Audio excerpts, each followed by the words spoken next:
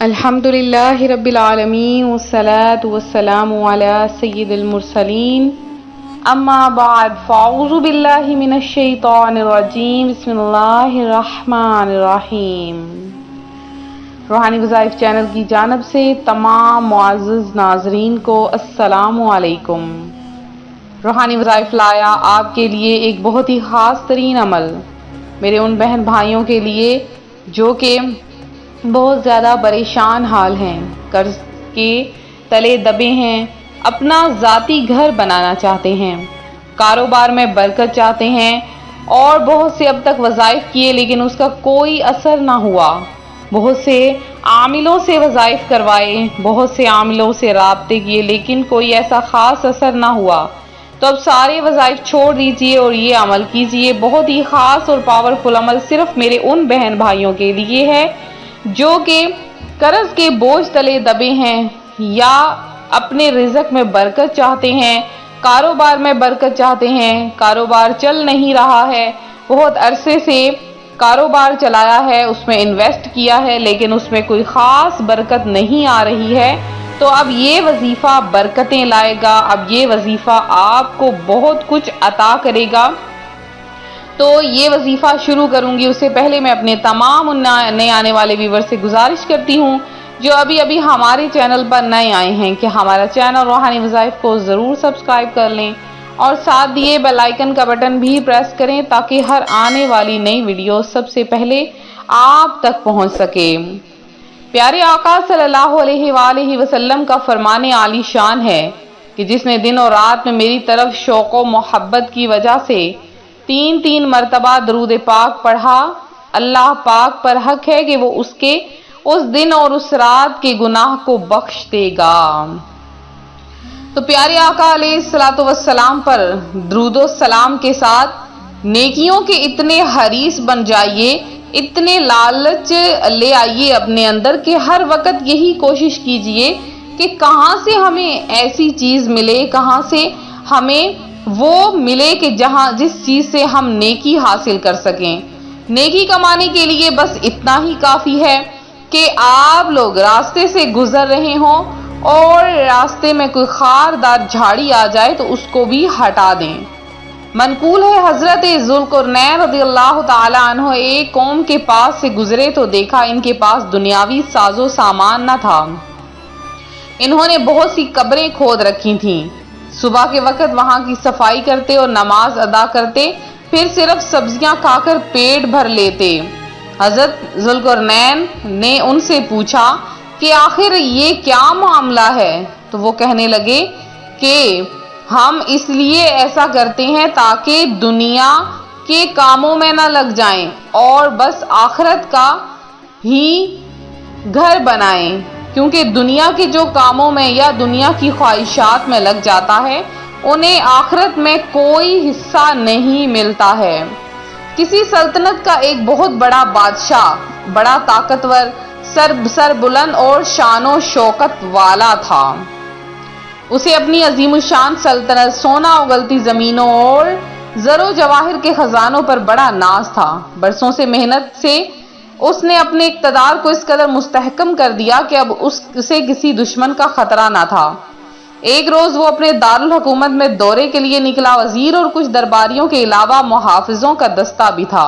بادشاہ کو شہر کا چکر لگانا بڑا پسند تھا، شان و شوکت کے مظاہرے کے ساتھ ساتھ کچھ فریادیوں کی داد رسی کا موقع بھی مل جاتا۔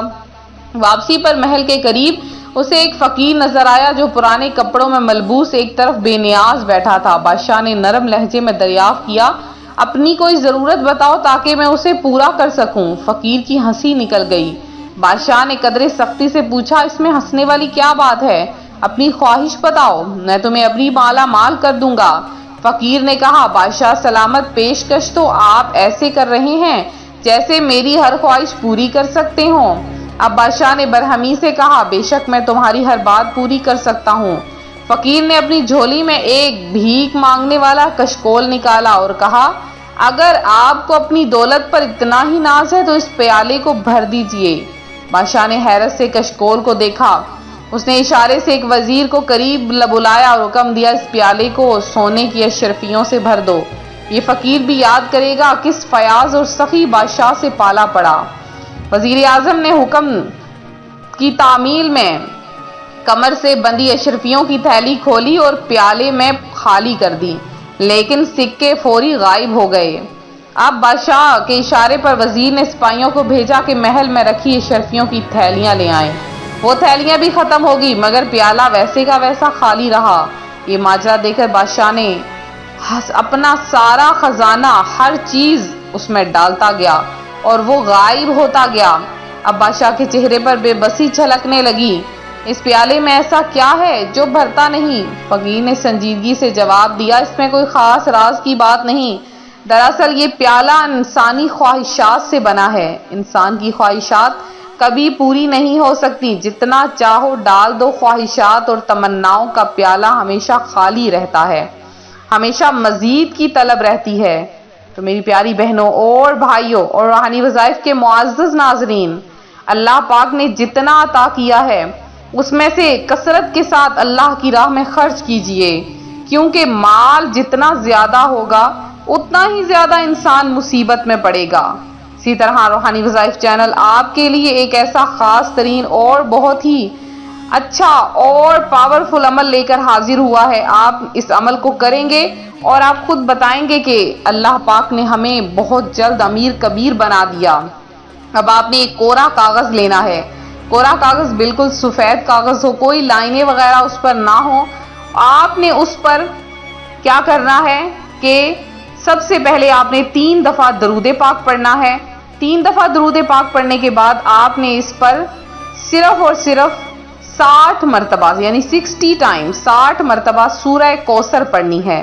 جب آپ سورہ کوثر پڑھ لیں، اب آپ نے 100 مرتبہ یا رزاق پڑھنا ہے اور پہلا کلمہ یعنی لا الہ الا اللہ محمد رسول اللہ 100 بار پڑھنا ہے۔